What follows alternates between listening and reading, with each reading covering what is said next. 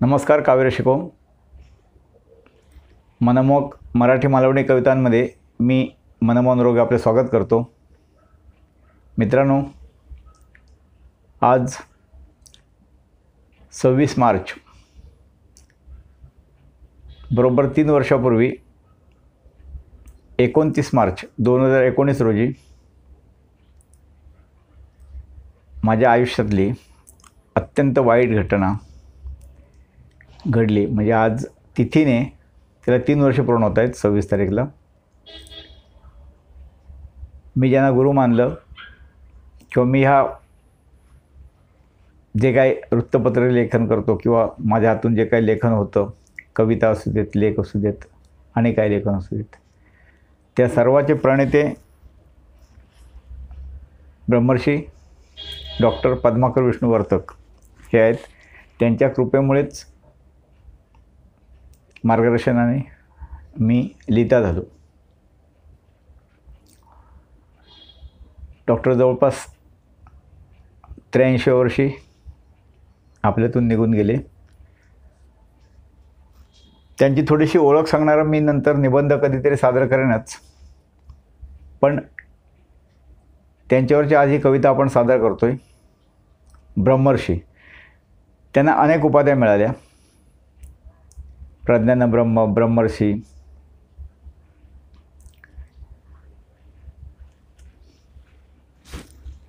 त्यातली ब्रह्मर्षी खूप वापरली जाते. ब्रह्मर्षी डॉक्टर वर्तक असत म्हणतात की ब्रह्मर्षी वर्तक असत त्यांना म्हटलं जातं. शंकराचार्याने सुद्धा त्यांना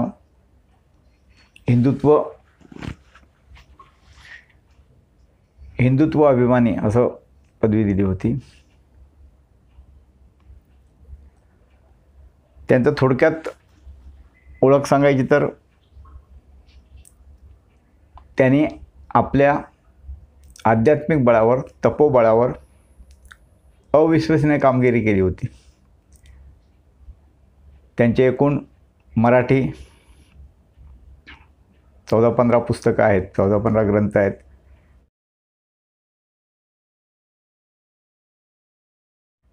त्यातलं एक जरी वाचलं तर त्याची कल्पना येईल.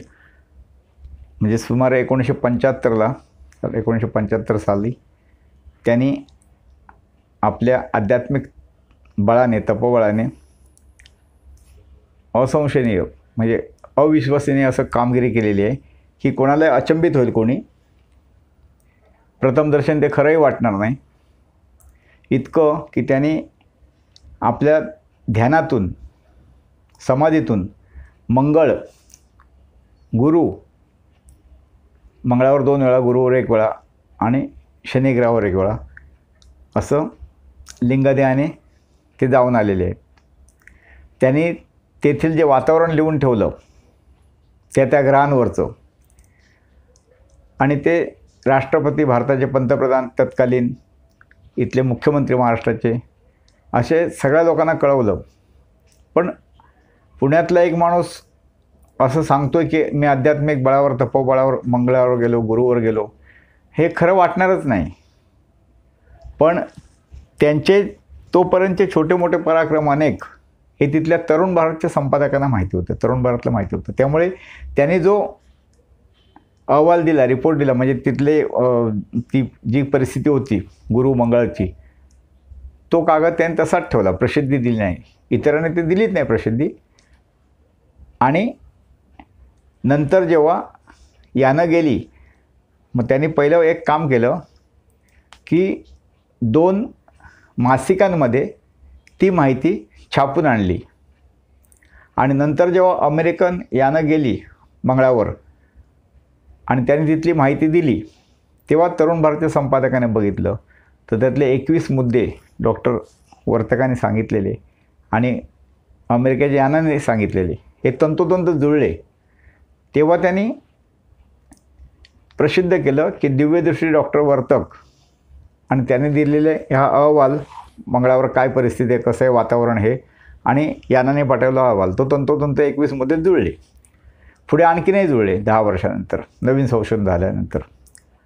तसंच गुरुचं नंतर 2009 साली वृत्तपत्रात बातमी आली की शनिग्रहाची कडी ही चिकलमातीची आहेत. ते डॉक्टरांनी 1995 साली ब्रह्मर्षींची स्मरण यात्रा म्हणून त्यांचं तोपर्यंत चरित्र आहे, जीवन आहे, ते त्यांनी पुस्तक लिहिलेलं आहे, ग्रंथ. त्यात त्याचा उल्लेख आहे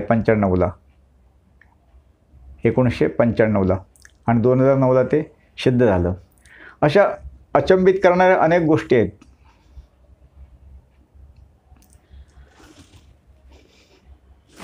ह्यांची माझी भेट, डॉक्टरांची माझी भेट 2006च्या शेवटी किंवा 7ला, मला वाटतं 7 असेल, एप्रिलला झाली. आणि त्यानंतर मी त्यांची काही पुस्तकं वाचली, त्यांची प्रत्यक्ष भेट घेतली, अनेक वेळा भेटलो, त्यांनी आशीर्वाद दिले आणि त्यांच्याच प्रेरणेने मी लिहू लागलो. एका वर्षी गणपती दिवस होता, गणेश चतुर्थी. मी घरीच होतो आणि रेडिओवर भीमसेन जोशींचं अभंग लागले होते. आरंभी वंदिनं अयोध्येचा राजा, भक्ताची एक काजा पावत असे. पंडितजींचा आवाज म्हणजे एकटं जर घरात माणूस असलं आणि शांतपणे ऐकत असलं तर अगदी ते परमात्म्याशी आपल्याला भेटवतात असं वाटतं, तादात्म्य पावतो माणूस. त्या ओळी ऐकत असताना माझ्या मनात कसं विचारायला माहिती नाही, पण त्या ओळींशीच मी असं माझ्याच मनात गुणगुणलो. ते म्हणतात, आरंभी वंदिनं अयोध्येचा राजा, भक्ताची या काजा पावत असे. मी म्हटलं, आरंभी वंदिनं बुद्धीची देवता, विष्णूच्या सुता पद्माकरा. मलाच कमाल वाटली. त्यावेळी मी लगेच मोबाईलवर टंकलिखित केल्या आणि गणपती दिवशी एक संदेश डॉक्टरांना पाठवायचा म्हणून त्या ओळी लिहिल्या आणि त्यांना ते पाठवल्या. त्यांनी ते वाचल्या, ते खुश झाले. त्यांनी लगेच धन्यवाद म्हणून आणि खूप छान आहे असं लिहिलं. नंतर मग तीच पुढे कविता झाली. हा जेव्हा यूट्यूब चॅनल सुरू केला तेव्हा तीच कविता मी पहिली घेतली. ह्या क्लिपमध्ये त्याची लिंक दिली जाईल, ज्यांना कविता ऐकायची असेल ती. यूट्यूबची पहिली कविता किंवा माझीही पहिली कविता म्हटली तर हरकत नाही. त्यापूर्वी मी 3-4 कविता लिहिल्या होत्या, पण त्यात खंड खूप होता. मग एक कविता लिहिल्यानंतर 7-8 वर्षात काहीच नाही लिहिलं, म्हणजे कवितेकडे लक्षच दिलं नाही. नंतर काही दुसरी कविता आली, मग 4-5 वर्ष काहीच नाही. आणि मग ही जेव्हा पहिली कविता झाली, आरंभी वंदिनं बुद्धीची देवता, तिथून कवितेचा ओघ सुरूच झाला. तर ती कवितेची लिंक ह्याच्यात दिली जाईल. आणि गंमत म्हणजे ह्या गणपतीला, ह्या गणेश चतुर्थीला मी काही कामानिमित्त ठाण्याला गेलो होतो स्टेशनला. तिथून येताना माझ्या मनात असं काही विचार आले कवितांचे आणि ती ब्रह्मर्षी डॉक्टर वर्धकांवर एक कविता तयार झाली. अक्षरशः रस्त्यात सगळं सुचलं ते. मी रस्त्यात थांबून ती कविता थोडी लिहून काढली आणि ती घरी येईपर्यंत पूर्णच केली थांबून. जिथे सुचेल तिथे लिहायचं असं करून. त्यात त्यांचं मी थोडं वर्णन केलेलं आहे. ते जसे जसे लोकांना भासले, दिसले किंवा वाटले ते सांगायचा मी या कवितेत प्रयत्न केला आहे. शीर्षक आहे ब्रह्मर्षी. आता आपण कविता ऐकूया. ज्ञान तपस्या पाहता जणू ऋषी व्यास, ज्ञान तपस्या पाहता जणू ऋषी व्यास, बुद्धी तेज देखता भासती जैसे श्री गणेश. ज्ञान तपस्या पाहता जणू ऋषी व्यास, बुद्धी तेज देखता भासती जैसे श्री गणेश. गीतामृत पाजुने जागावी पार्थ मनोहर, गीतामृत पाजुने जागावी पार्थ मनोहर, ज्ञानामृते मार्गदावी सकल तैसा पद्माकर. ज्ञानामृते मार्गदावी सकल तैसा पद्माकर. असं म्हणते उड्डाण करी शक्तिमान हनुमंत, असं म्हणते उड्डाण करी शक्तिमान हनुमंत, ब्रह्मांडे भ्रमण करी सहज तैसे विष्णुसुत. असं म्हणते उड्डाण करी शक्तिमान हनुमंत, ब्रह्मांडे भ्रमण करी सहज तैसे विष्णुसुत. संशोधन अभ्यास असीम ज्ञाना ना अंत, संशोधन अभ्यास असीम ज्ञाना ना अंत, शुद्ध चारित्र्यवान ऐसे जणू दशरथ सूत. शुद्ध चारित्र्यवान जैसे जणू दशरथ सूत. दशरथ सूत. देवांचा देव शोभे त्रिनेत्रधारी शंभो सदाशिव. देवांचा देव शोभे त्रिनेत्रधारी शंभो सदाशिव, पराक्रमी अतुल्य भोळा भक्तांच्या हाके घेई धाव.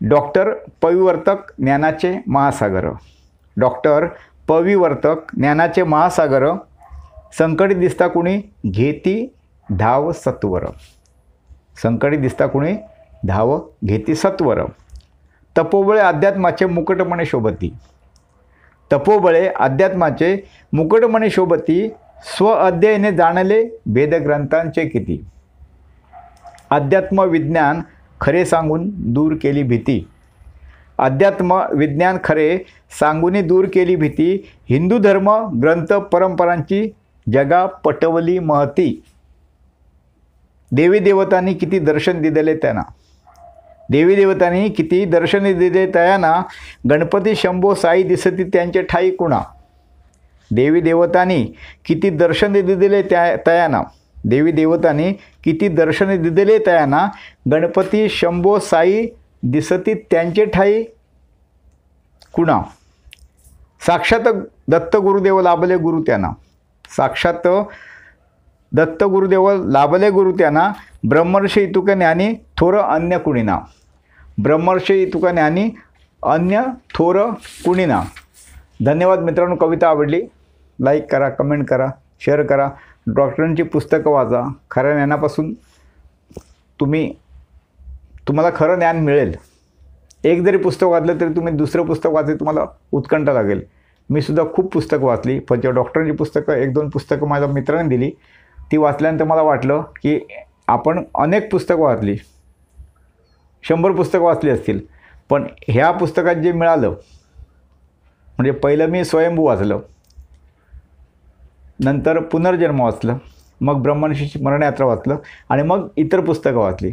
तेव्हा कळलं की हे काय आहे. जे कितीतरी गूढ गोष्टी आपल्या जन्मापासून आपल्याला वयात आल्यानंतर कळायला लागल्यापासून असतात, त्याची उत्तरं आपल्याला मिळत नाही, ती उत्तरं त्या पुस्तकातून मिळतात. यांनी प्राच्यविद्या अभ्यासक म्हणतात, म्हणजे जुने ग्रंथ त्यांचा अभ्यास डॉक्टरांनी केलेला होता आणि त्या जुन्या ग्रंथांमधलं ज्ञान जे गूढ आहे, लोकांना कळत नाही, ते अत्यंत सोप्या भाषेत त्या पुस्तकाने लिहिलेलं आहे. तर ती पुस्तकं वाचली तर खरोखरच तुम्हाला खूप गोष्टी कळतील. तर ती तुम्ही वाचा, त्याचा लाभ घ्या.